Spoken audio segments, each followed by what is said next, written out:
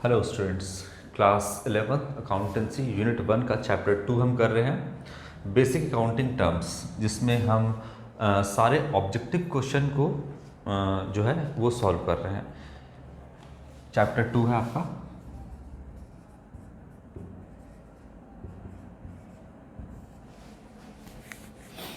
Basic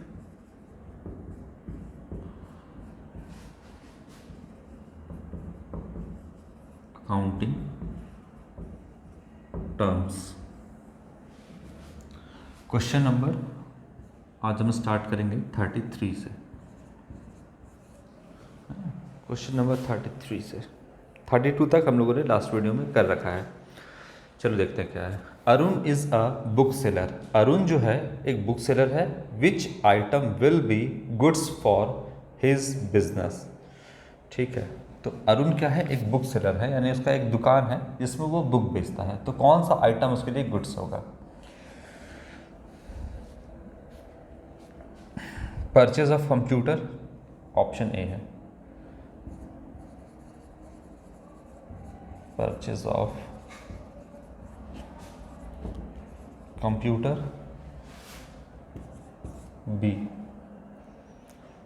purchase of fan,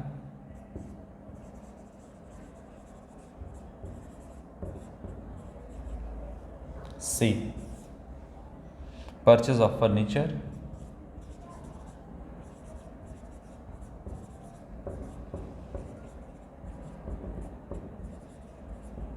और option number D जो है वो है purchase of stationery.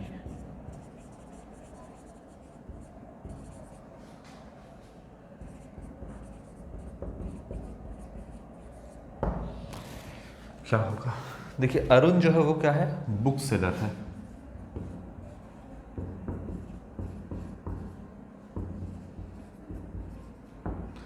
Book seller है और कौन सा आइटम इसके लिए गुड्स होगा कह रहा है ना। बुक सेलर है तो कौन सा आइटम जो है वो अरुण के बिजनेस के लिए गुड्स होगा। गुड्स का मतलब क्या होता है आपका? Commodity to be bought and sold, यानी जिसको आप खरीदते ही हैं बेचने के लिए, वो गुड्स कहलाता है ना। गुड्स का क्या मतलब होता है? जिस सामान को आप खरीदते हैं बेचने के लिए, वो गुड्स कहलाता है। अब अरुण का ये बिजनेस है, अरुण का है, अरुण इसका मालिक है। ठीक है, अब अरुण के बिजनेस में क्या क्या परचेज किया गया? पहला जो है सामान परचेज किया गया कंप्यूटर। याद रखिएगा, बुक सेलर का दुकान है, बुक का दुकान है। कंप्यूटर परचेज किया गया, तो कंप्यूटर जो परचेज किया गया है, क्या कंप्यूटर को इसने परचेज किया है अरुण का बिजनेस ने खरीदा है बेचने के लिए? नहीं, कंप्यूटर का जो है इस्तेमाल करने के लिए जो है बिजनेस में वो परचेस किया गया है। सारी चीज़ों का रिकॉर्ड रखना है ना, रिकॉर्ड रखने के लिए या जो भी ऑफिस का काम होगा उसके लिए कंप्यूटर परचेस किया गया है। तो इसके लिए जो अरुण के का जो बिजनेस है, यानी बुक का जो बिजनेस है, इसके लिए कंप्यूटर क्या हो जाएगा?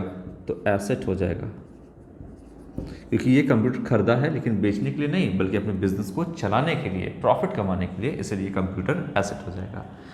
दूसरा है फैन। गर्मी का मौसम रहता है, फ़ैन चलाना ज़रूरी है, कस्टमर भी आके बैठेंगे। फ़ैन, तो फ़ैन परचेस किया गया है जो है आपका किसके लिए? क्या फ़ैन जो है बुक का दुकान है, तो क्या वो बुक खरीदेगा बेचेगा, स्टेशनरी का आइटम खरीदेगा बेचेगा, या फ़ैन बेचना काम है इसका? नहीं, फ़ैन अगर खरीदा तो ये भी क्या है? एसेट है। फर्नीचर खरीदा है, क्या खरीदा है आपका? फर्नीचर। तो फर्नीचर भी क्या है? एसेट है, इसके लिए बिजनेस को चलाने के लिए, प्रॉफिट कमाने के लिए खरीदा है। लेकिन अगर स्टेशनरी आइटम खरीदता है, ये स्टेशनरी आइटम, तो ये क्या है? गुड्स है। क्यों गुड्स है आपका स्टेशनरी आइटम? क्योंकि ये जो स्टेशनरी का आइटम है वो खरीदा गया है बेचने के लिए, है ना।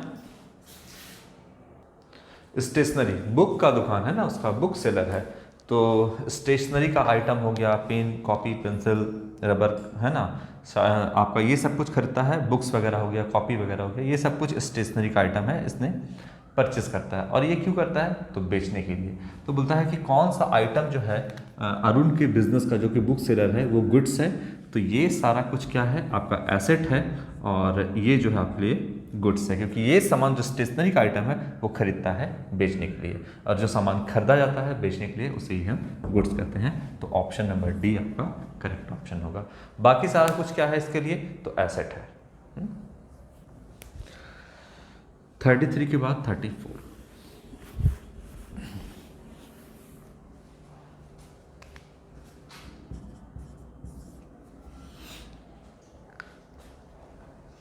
करंट लायबिलिटी इज, इसमें से कौन सा करंट लायबिलिटी है?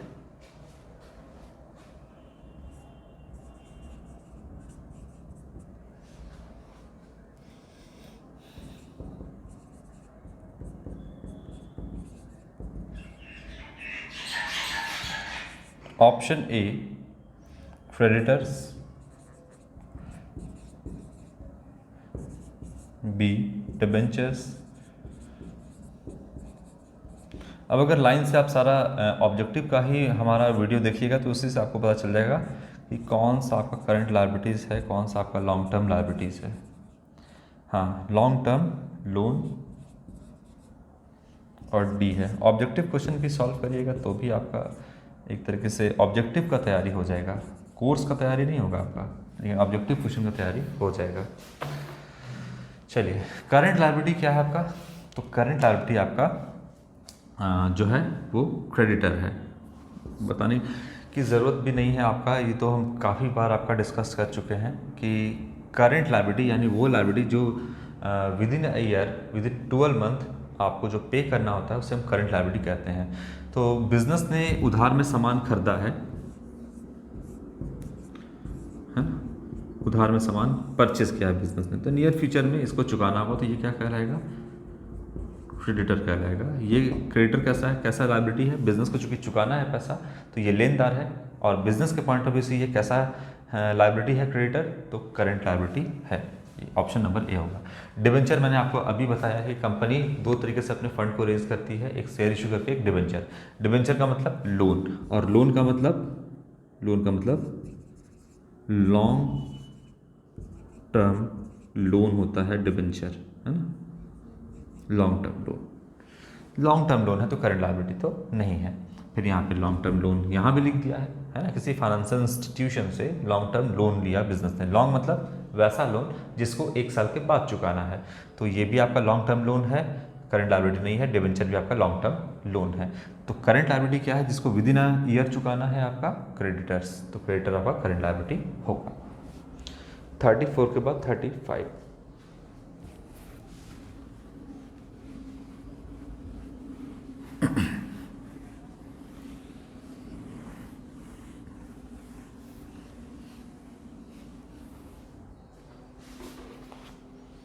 Another term use for expenses, जो अनदर टर्म इस्तेमाल किया जाता है दूसरे शब्दों में, इसको क्या, एक्सपेंसेस को क्या कहते हैं?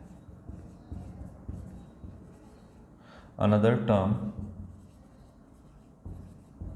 यूज्ड फॉर एक्सपेंसेस, है ना, इज क्या है? ए है आपका एक्सपायर्ड कॉस्ट,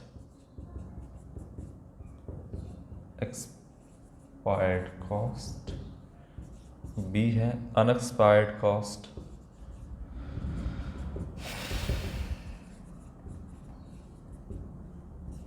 सी है एसेट,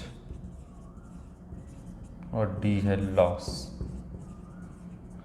ऑप्शन देखिए, कभी भी आपको अगर ऑप्शन समझ में ना आए कि कौन सा करेक्ट होगा, तो पहले आप ऑप्शन को छाटिए कि क्या नहीं हो सकता है।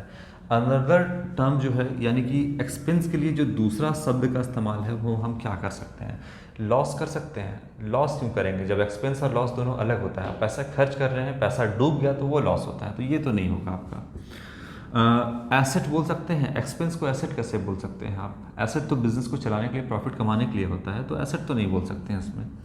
इसके बाद बचता है दो में से एक आपको चूज करना है। अनएक्सपायर्ड कॉस्ट, है ना। अनएक्सपायर्ड का मतलब हो गया इसमें आपका प्रीपेड एक्सपेंसेस, अनदर टर्म जो है प्रीपेड एक्सपेंसेस का, उसको हम बोलते हैं अनएक्सपायर्ड कॉस्ट, और एक्सपेंसेस का जो है वो कहलाता है आपका एक्सपायर्ड कॉस्ट, है ना, ये होगा।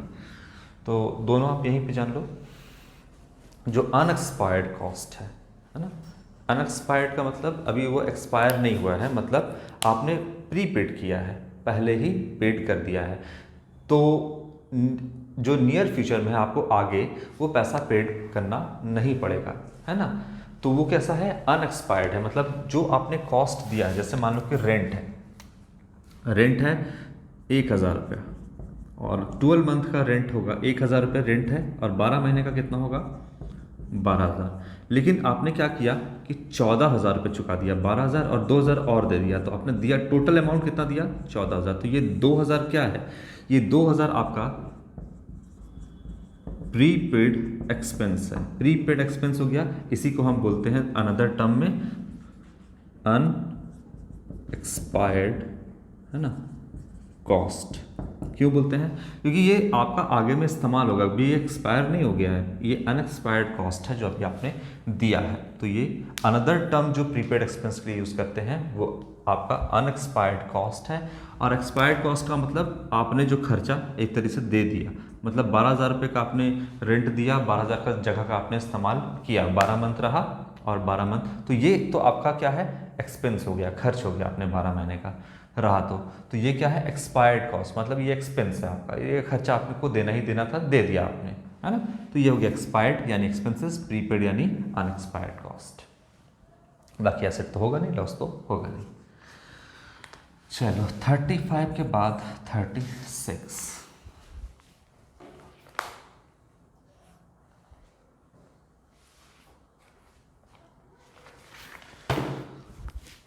36 number. Total number of question इसमें कितना है, 43 है ना, 43 है।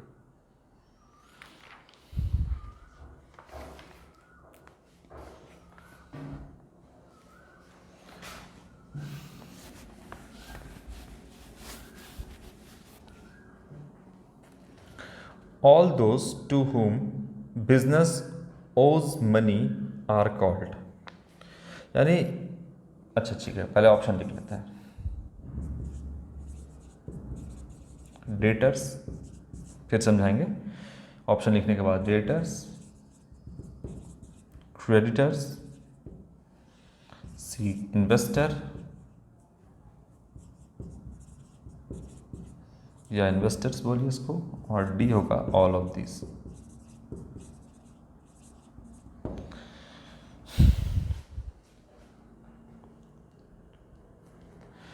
देखिए हिंदी कहता है इसका, उन सभी की जिनका धन व्यवसाय धारता है उसे कहते हैं। मतलब कहने का है कि आपका all those to whom business owes money are called, यानी जिसको बिजनेस को मनी जिसको देना है,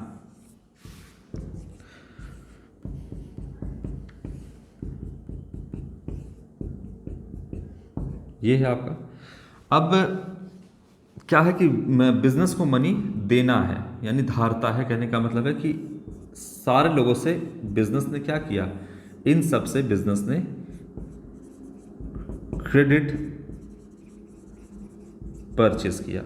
तो नियर फ्यूचर में हर किसी को क्या करना पड़ेगा, पैसा देना पड़ेगा बिजनेस को।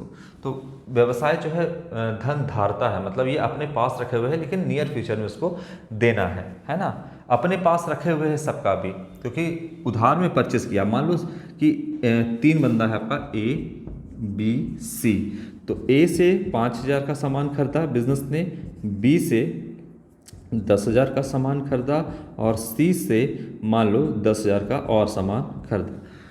तो टोटल मनी कितना धारे हुए है, धारता है मतलब कितना देना है, अभी रखे हुए अपने पास कितना है, तो 25,000 रुपये, लेकिन नियर फ्यूचर में देना है ना। ए को कितना देना है, 5,000, बी को 10,000 और सी को 10,000। तो ये तीनों बिजनेस के लिए क्या कहलाता है आपका, तीनों, है ना, ये तीनों कहलाएगा आपका कलेक्टिवली क्रेडिटर्स है, बिजनेस का लेनदार है। तो यहाँ पर करेक्ट ऑप्शन होगा बी क्रेडिटर्स। डेटर तो होगा नहीं, इन्वेस्टर भी नहीं होगा, ऑल ऑफ दिस नहीं होगा, यहाँ पे क्रेडिटर होगा। ठीक है, हुम बिजनेस ओज मनी आर कॉल्ड, यानी कि जो अभी रखे हुए हैं अपने पास, लेकिन देना है कि टोटल पैसा कितना देना है 25,000, तो 25,000 का क्रेडिटर है तीनों यहाँ पे, तो क्रेडिटर आपका करेक्ट ऑप्शन होगा। 36 के बाद 37, 37।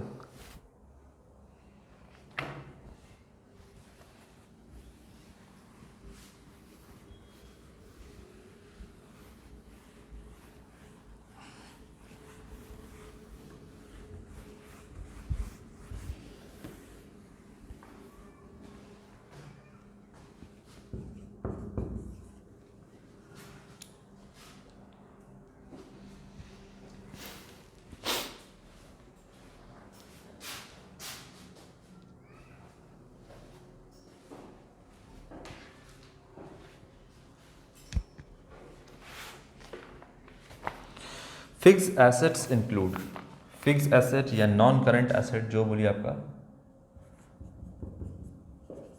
फिक्स्ड एसेट्स इंक्लूड, इसमें क्या शामिल किया जा सकता है? इंक्लूड ए हो गया आपका क्लोजिंग स्टॉक,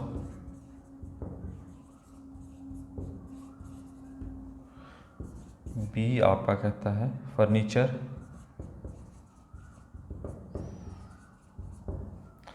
सी नंबर है आपका payment in advance,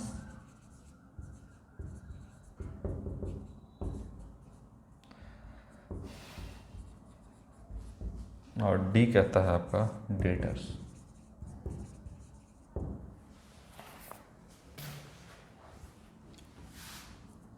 debtors fix asset क्या है दिख रहा होगा आपको, फर्नीचर है। क्लोजिंग स्टॉक, स्टॉक क्या होता है आपका, ओपनिंग स्टॉक हो क्लोजिंग स्टॉक हो, ये आपका एसेट होता है, करंट एसेट होता है। फर्नीचर हो गया फिक्स एसेट, क्योंकि बिजनेस को चलाने के लिए प्रॉफिट कमाने के लिए फिक्स एसेट का रिक्वायरमेंट होता है, फर्नीचर आपका फिक्स एसेट है ना, कि जिससे हम बिजनेस को चलाते हैं प्रॉफिट कमाते हैं। पेमेंट इन एडवांस, आपने एडवांस में कोई पेमेंट कर दिया है, यानी ये प्रीपेड एक्सपेंस है जो कि आपका करंट एसेट है। डेटर भी आपका करंट एसेट है, बार बार बताने की क्या ज़रूरत है, इन सब बात को आप ऑलरेडी जान चुके हो। स्टॉक आपका करंट एसेट होता है, फर्नीचर फिक्स एसेट होता है, पेमेंट इन एडवांस आपने एडवांस में पेमेंट कर दिया है यानी प्रीपेड एक्सपेंस कर दिया है, तो ये भी आपका करंट एसेट है, और डेटर आपका करंट एसेट है। Current asset cash in hand plus cash at bank current asset है, प्लस डेटर करंट एसेट है, plus bills receivable current asset है, प्लस स्टॉक करंट एसेट है, प्लस प्रीपेड माफ करिएगा प्रीपेड एक्सपेंसेस करंट एसेट है ना, फिर मार्केटेबल सिक्योरिटीज़ करंट एसेट है। ये सब कुछ आपका करंट एसेट है। ठीक है, तो देखिए आपका डेटर करंट एसेट हो गया, आपका बिल्स रिसीवेबल स्टॉक आपका दिख रहा है करंट एसेट है, इसके बाद पेमेंट इन एडवांस यानी प्रीपेड एक्सपेंस करंट एसेट है, तो ये सारा करंट एसेट है। बाकी आपका फिक्स एसेट क्या है, तो लैंड है, बिल्डिंग है, फर्नीचर है, आपका ये सब कुछ प्लांट एंड मशीनरी है, मोटर व्हीकल्स है, ये सब कुछ आपका फिक्स एसेट होता है, ये टैंजिबल फिक्स एसेट होता है। इनटैंजिबल में हो गया goodwill, patent, copyright, trademark, computer software, franchisee, ये सब आपका इनटैंजिबल फिक्स एसेट होता है। ठीक है, चलो, तो आपका यहाँ पर फिक्स एसेट में अगर आपका फर्नीचर की जगह मान लीजिए गुडविल भी लिखता तो वो भी आपका इनटैंजिबल फिक्स एसेट होता है, यानी फिक्स एसेट की कैटेगरी में आता है। 37 के बाद 38।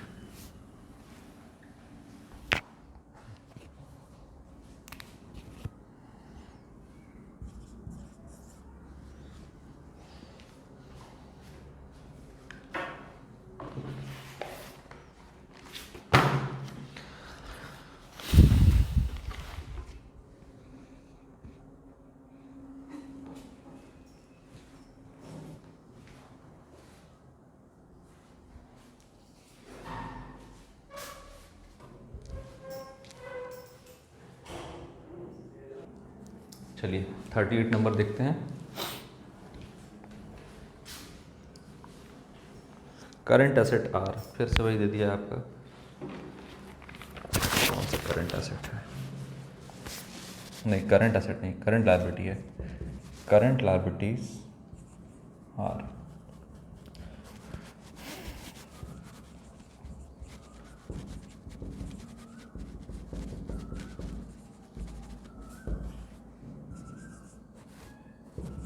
बिल्स पेबल, शॉर्ट में लिख रहे हैं बिल्स पेबल, बी है आपका आउटस्टैंडिंग एक्सपेंसेस,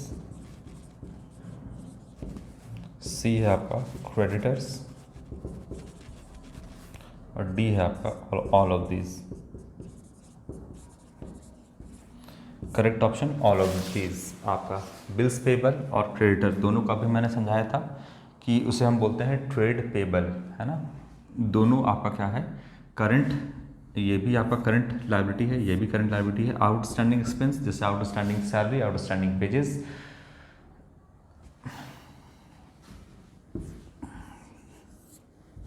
ये है बिजनेस है आपका, बिजनेस में आपको क्रेडिटर को पैसा देना है, उधार में अपने सामान परचेस किया, बदले में नियर फ्यूचर में पैसा देना है, तो ये क्या कहलाता है, क्रेडिटर्स कहलाता है। यही बात एक बिल पे, लीगल डॉक्यूमेंट पे लिखा है, तो इसे कहते हैं बिल्स पेबल, यानी बिल का पैसा देना है। तो ये भी करंट लायबिलिटीज़, ये भी करंट लायबिलिटीज़ बिजनेस के हिसाब से। दूसरा है आउटस्टैंडिंग एक्सपेंसेस। आउटस्टैंडिंग एक्सपेंसेस मतलब बिजनेस को देना था अपने एम्प्लॉय को, मान लो सैलरी, या मान लो कि बिजनेस को रेंट देना है, 1000 रुपये रेंट है, 12 महीने का रेंट बनता है 12,000, लेकिन दिया है 11,000 ही रेंट, तो 1,000 रुपये और एक्सपेंस होगा आउटस्टैंडिंग रेंट। ये क्या है, आउटस्टैंडिंग रेंट क्या है, आउटस्टैंडिंग एक्सपेंस ही है। कितना है आउटस्टैंडिंग, यानी बकाया कितना है 1,000, क्योंकि देना था 12 दिया 11, तो 1,000 रुपये आउटस्टैंडिंग एक्सपेंस है।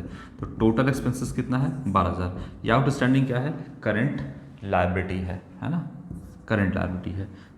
आउटस्टैंडिंग एक्सपेंस में आपका आउटस्टैंडिंग रेंट भी हो सकता है, आउटस्टैंडिंग वेजेस भी हो सकता है, आउटस्टैंडिंग सैलरी भी हो सकता है, कुछ भी हो सकता है, तो ये भी आपका करंट लायबिलिटी होता है। तो current liability, current liability, current liability, तो ऑप्शन नंबर डी जो है आपका करेक्ट होगा, all of this. Question number 38 यहाँ कंप्लीट हुआ। 39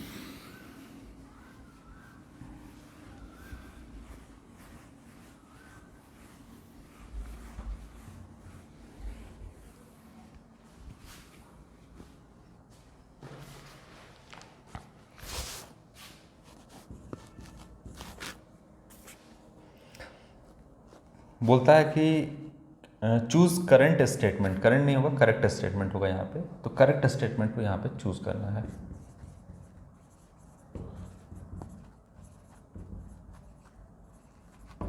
करेक्ट स्टेटमेंट, एक मिनट रुकिएगा, करेक्ट स्टेटमेंट क्या है,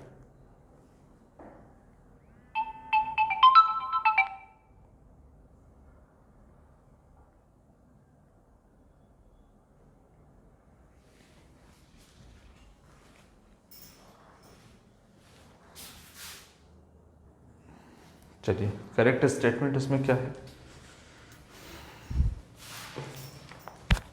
39A, goodwill is a tangible asset.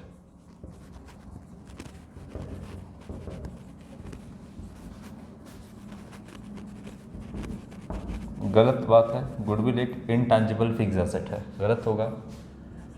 B, bills receivable is a fix asset, bills receivable है ना, इज अ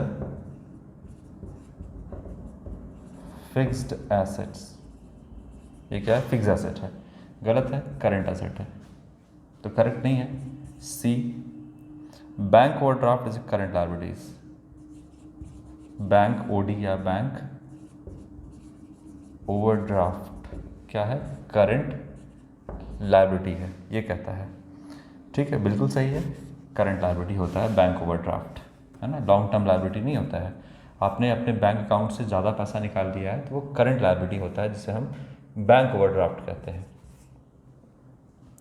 और क्या है, outstanding salary is a fix liability, outstanding salary जो है वो क्या है, फिक्स लायबिलिटी बोलता है, नहीं ये करंट लायबिलिटी होगा, बोलता क्या है, इज अ फिक्स्ड लायबिलिटी नहीं, करंट लायबिलिटी होता है। तो करेक्ट हो जाएगा bank overdraft is a current liability, option number C. Question number 40।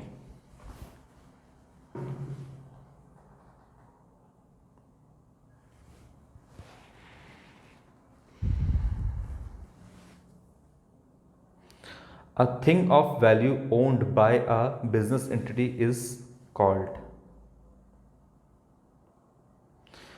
व्यावसायिक उपक्रम द्वारा एक मूल्यवान वस्तु पर अधिकार होने को कहा जाता है। ठीक है, ऑप्शन ए,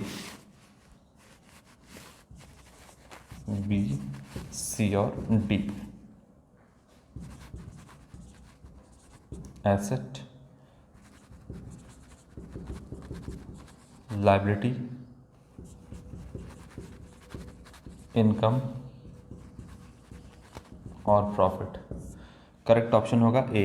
कहता क्या है, a thing of value owned by a business entity. मतलब जैसे आपका जो बिजनेस के पोजीशन में हो, जो बिजनेस के पास हो, जिसके कारण से बिजनेस चलता है और बिजनेस प्रॉफिट कमाता है, उसको हम क्या बोलते हैं, एसेट कहते हैं। तो यहाँ पर आपका कह रहा है कि thing of value owned by a business, जो बिजनेस के पोजीशन में हो, बिजनेस के पास हो, है ना, वो मूल्यवान चीज़ क्या कहलाता है, तो वो एसेट कहलाता है। एसेट क्यों कहलाता है, क्योंकि वो मूल्यवान चीज़ जैसे लैंड हो गया, बिल्डिंग हो गया, आपका प्लांट एंड मशीनरी, फर्नीचर, ये बिजनेस के पोजीशन में है, ये बिजनेस का ओन यानी उसके पास है, जिसकी वजह से बिजनेस चलता है और प्रॉफिट कमाता है, वो एसेट कहलाता है आपका। ठीक है, क्वेश्चन नंबर 40 का option number A correct option होगा। 40 के बाद 41।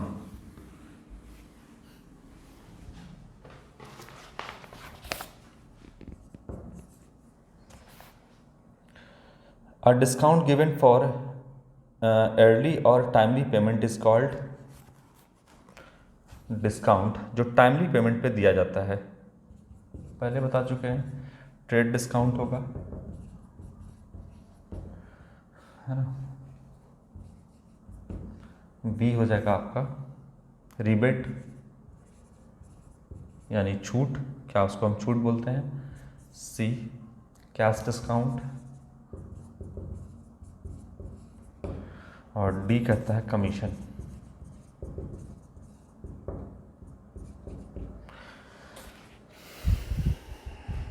कहता है अ डिस्काउंट गिवन फॉर अर्ली यानी पहले पेमेंट कर देने पर, और टाइमली पेमेंट करने पे क्या दिया जाता है, कैश डिस्काउंट। डिस्काउंट दो टाइप का है, ट्रेड डिस्काउंट जो कि cash as well as credit transaction दोनों पे दिया जाता है।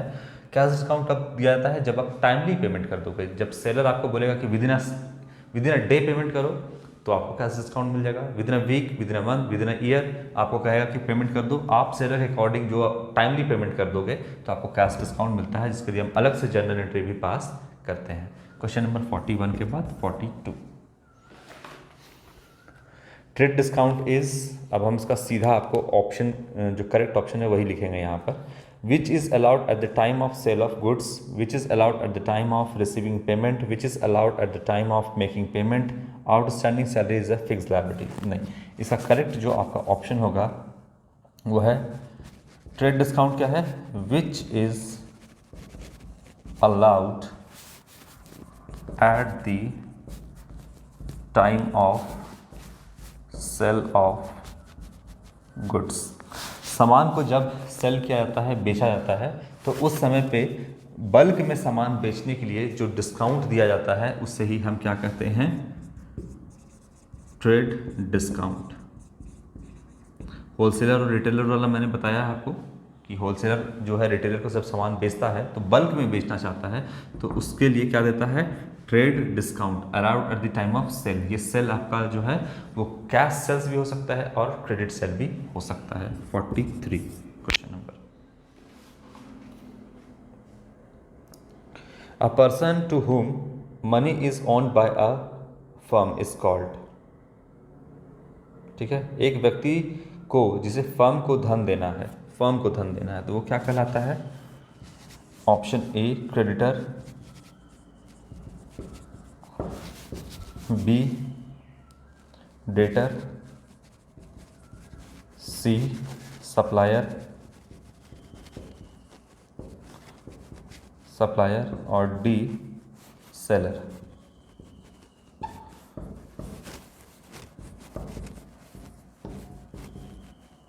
ये बिजनेस है और ये जो है पर्सन है। A person to whom money is owed by a firm is called, यानी कि जिसको फर्म एक व्यक्ति जिसे फर्म को धन देना है, एक व्यक्ति जिसे फर्म को धन देना है, तो ये क्या कहलाएगा? देनदार यानी डेटर। क्योंकि फर्म ने इसको उधार में सामान बेचा है तो बदले में नियर फ्यूचर में ये बिजनेस को देगा, तो ये कहलाएगा डेटर। करेक्ट ऑप्शन आपका बी होगा, डेटर। तो 43 नंबर का क्वेश्चन आपका यहाँ पर कंप्लीट होता है चैप्टर 2 बेसिक अकाउंटिंग टर्म्स। इसके अलावा और भी क्वेश्चन बनता है, तो आप जितना क्वेश्चन इसमें से दे पाओगे, आप पूरा लिस्ट हमको दे दो, उसका भी हम सॉल्व करवा देंगे। कहीं से भी क्वेश्चन हो आपका बेसिक अकाउंटिंग टर्म में से तो दे दो। फिलहाल आपका जो PDF है उसमें 43 नंबर तक ही मैंने दिया है, जो कि बेसिक है, ज़रूरी है एग्जामिनेशन के पॉइंट ऑफ व्यू से भी और ऐसे भी, तो वो मैंने आपको दिया है। इसके बाद जो हम चैप्टर स्टार्ट करेंगे नेक्स्ट वीडियो में वो है अकाउंटिंग प्रिंसिपल एंड कंसेप्ट, है ना। अकाउंटिंग प्रिंसिपल और जो कंसेप्ट है वो हम नेक्स्ट वीडियो में स्टार्ट करेंगे। तो आज के लिए इतना ही बच्चों, थैंक यू।